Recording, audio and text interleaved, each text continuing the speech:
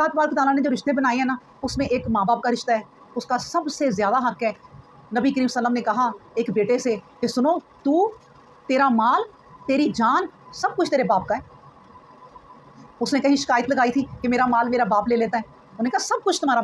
इसी तरह नबी करीम सल्लल्लाहु अलैहि वसल्लम के पास एक दफ़ा एक शख्स आया, उसने कहा नबी करीम सल्लल्लाहु अलैहि वसल्लम, मेरी मोहब्बत का, मेरे सलूक का सबसे ज़्यादा हकदार कौन है? नबी करीम सल्लल्लाहु अलैहि वसल्लम ने कहा तेरी माँ। फिर कहा उसके बाद, कहा तेरी माँ। फिर कहा उसके बाद, फिर कहा तेरी माँ। फिर चौथी दफ़ा कहा तेरा बाप। यानी माँ का तो कोई मुकाबला ही नहीं कोई कर सकता कि जिस माँ को अल्लाह तबारक व तआला ने चुना अपनी ज़ात के बाद तख्लीक करने वाली।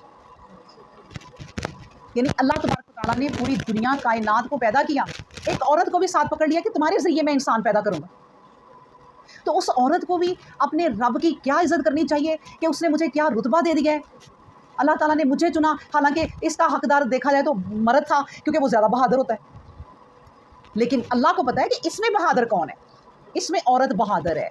औरत जो है ना, वो देखा जाए ना, अगर मर्द औरत की बैक होता है कि औरत सब कुछ करती फिरती है ना, पीछे उसके शौहर की बैक होती है, तो उसके बलबूते पर चलती फिरती है, वो कमाता है तो वो सारा कुछ करती फिरती है।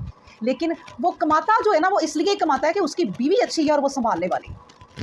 दोनों ही मिलके इस घर को चलाते हैं। ये गाड़ी नहीं चल सकती जब तक दोनों ना मिले। एक भी ख़राब हो ना तो नहीं चल सकती गाड़ी। एक अकेला बंदा कभी नहीं चला सकता, देर तक घसीटेगा, पेट्रोल डालेगा, पहिए ठीक कराएगा, बार बार करेगा, बार बार अपनी ज़िंदगी को सही करने की कोशिश करेगा, लेकिन ज़्यादा देर नहीं, जब तक कि सारे उसके पार्ट ठीक ना हो जाए, दोनों मियाँ बीवी ना ठीक हो जाए, फिर वो मिलके अपनी औलाद की तरबियत अच्छी करते हैं, तो फिर ही घर चलते हैं। ठीक है ना। ये आयत तो बहुत प्यारी हो गई और अल्लाह तबारक व तआला ने हमें बड़े प्यारे तरीके से समझा दिया और हमने जो तौफीक अल्लाह ने दी उसके मुताबिक समझ लिया। बहुत सारी बातें समझ में नहीं आई होंगी, अल्लाह से दुआ करे कि कभी और किसी के ज़रिए हमें समझ आ जाए।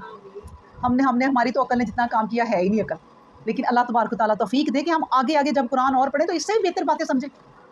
अल्लाह अकबर। चलें जी आगे पढ़ते हैं।